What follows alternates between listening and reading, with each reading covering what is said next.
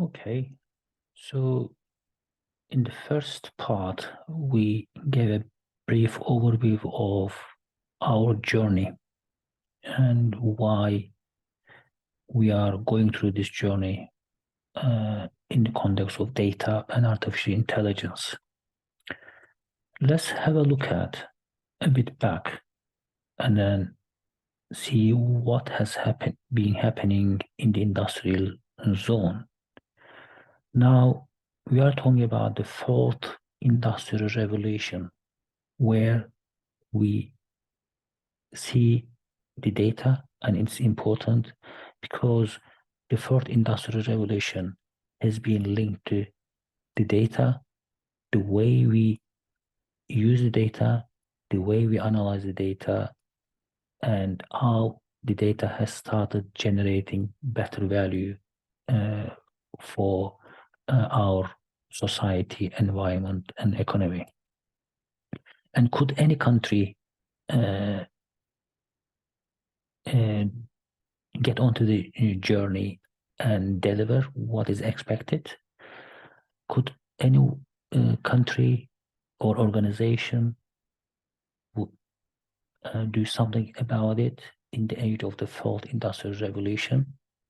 And how we may be able to drive the nations through data. So if you look at the first industrial revolution, it's about mechanization, water power, steam power, and so on. Now they are in the museums. You can go to museums and you can have a look at these, and now you can see what was there at the time of the first industrial revolution. Now, then we move to second industrial revolution. This is mass production, industrialized age, assembly line, big factories, electricity, and so on. Then we came into the third industrial revolution. This is where computers started playing a major role in shaping the businesses. And this also further augmented using the development of World Wide Web. It's a massive investment, massive development, massive discoveries.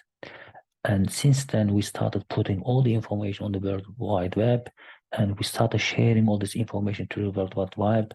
We started purchasing, even shopping habits changed. Now we use World Wide Web to buy things rather than going to the shopping centers. For example, it is just delivered to your home.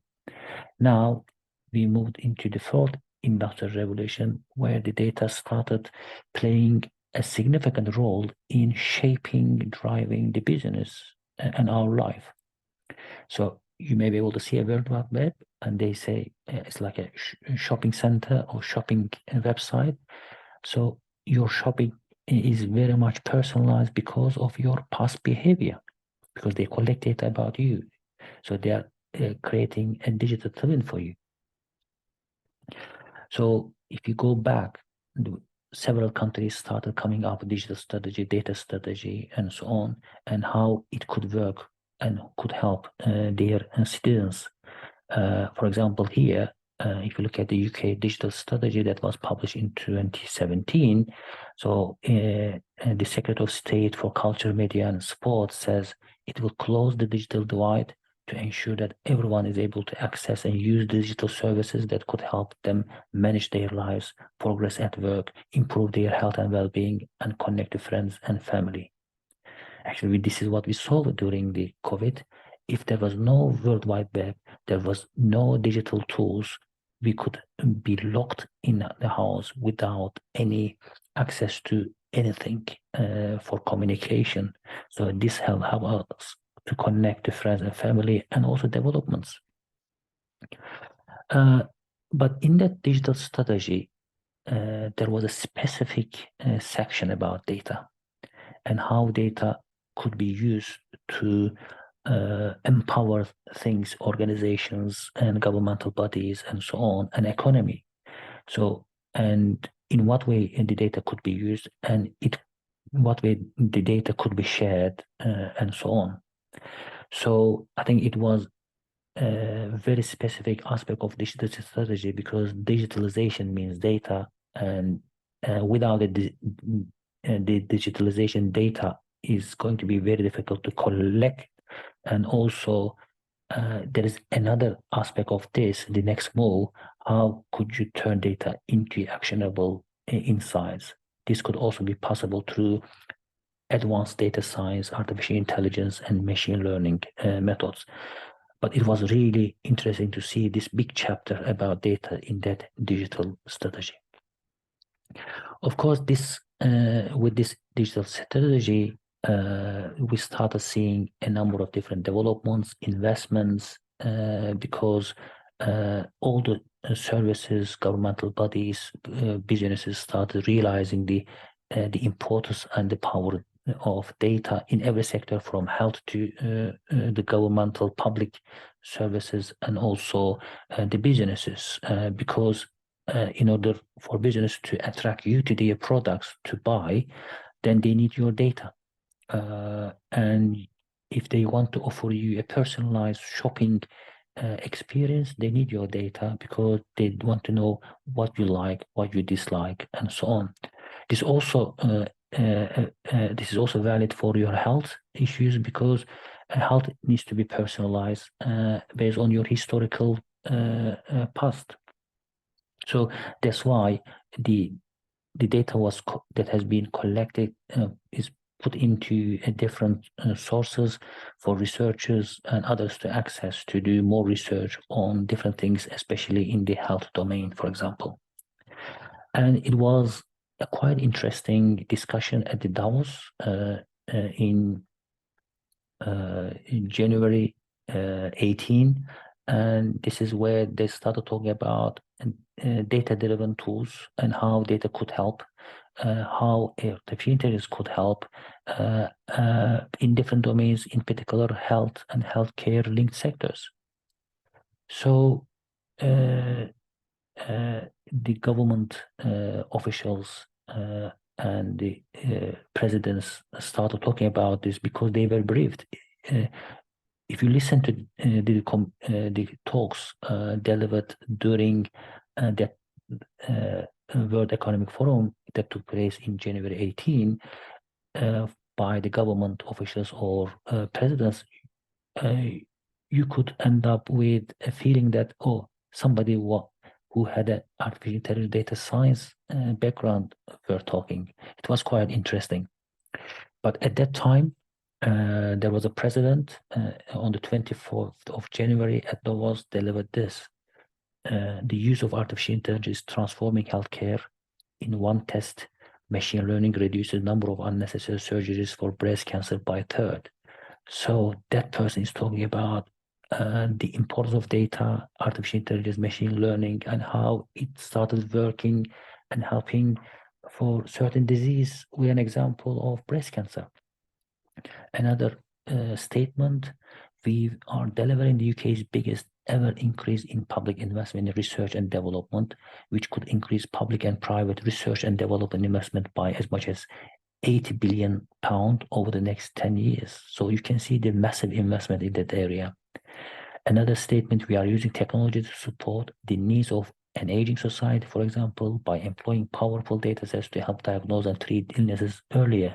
So again, this is linked to the data that could help diagnose and treat illnesses earlier. This also could reduce the cost and increase quality of life during the post-disease period.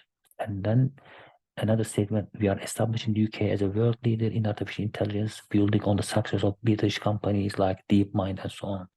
And then finally, I believe we have only just seen the beginning of what AI can achieve. And over the last 4 or 5 years, we have seen the massive advances in that area from different countries, different organizations. Who said this? At that time, Theresa May was the Prime Minister of the United Kingdom.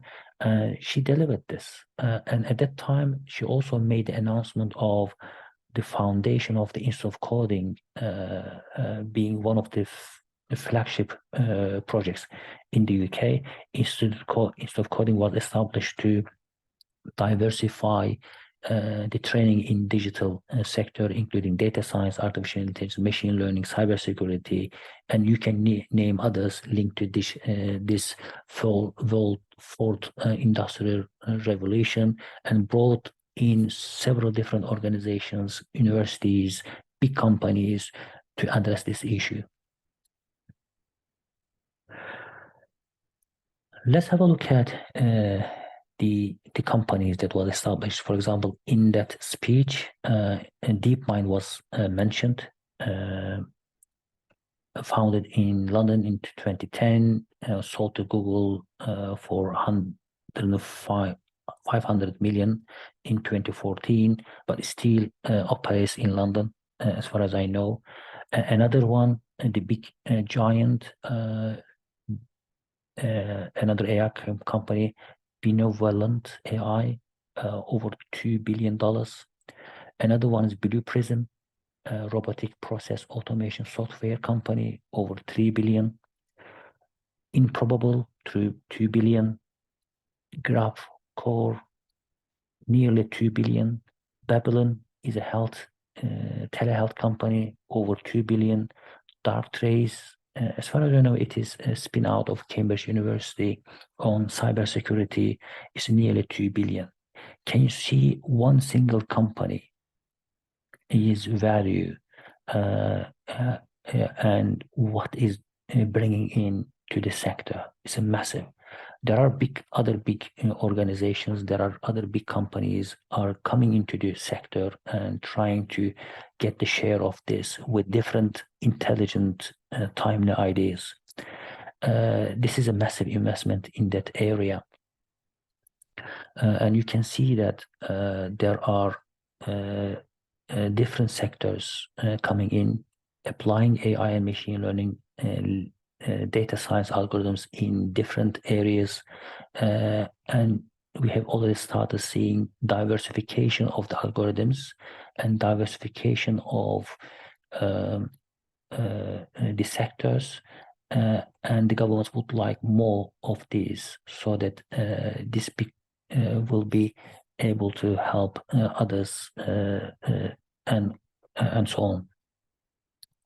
And not only this, but also there are other organizations that started investing a lot in terms of education and also new tools development. For example, MIT in the US announced $1 billion plan to create a new college for AI. This is one of the birthplaces of artificial intelligence. This is MIT. His commitment to provide better education in that domain, and actually since then we started seeing others coming on board, developing and creating even AI universities and AI colleges in and around the world, from Asia to Gulf to Europe and US, America, and so on. And also, we have already started seeing this in the sector as well. For example, SAS committed to develop artificial intelligence tools, and they had a $1 billion investment in that area. This is a massive commitment from a company building a strong foundation in AI, and this also includes advanced analytics, machine learning, deep learning, natural language processing, and computer vision. So, but what about the governments? Are they doing anything? Are they following this and so on? And actually, all the other governments, European Union, maybe the US, and so on, they started talking about this strategy linked to artificial intelligence and data strategy. So For example, UK government over the last few years, couple of years, they started working on that area and coming up with its national strategy. So, for example, they published the national AI strategy. This is where they mention the importance of the data, importance of the AI sector, and how you could better harness the data to develop AI-driven tools, and how you could become a world leader in that area, and how would you be able to diversify the application domains to be used for societal and environmental and economic benefits. And also they talk about the data strategy as well. But the other thing they talk about is specific domains of the data being used in those sectors. I think this is one of the first of its kind where we saw a data strategy for defense, and how you could use data to be able to protect your borders, protect your interest within and outside of your country. And actually, this is where they say how you could deliver the defense data framework and exploit the power of data to defend your citizens, defend your country, and it is interest. So this is quite interesting. But let me just stop here and then give you a bit time to think about why do you think it is quite important? Do we have an example? Yes, I think we have example. I will continue giving you more examples and different examples why data is particularly important and what you cannot do without the data, proper data, true data, and without a better quality of data.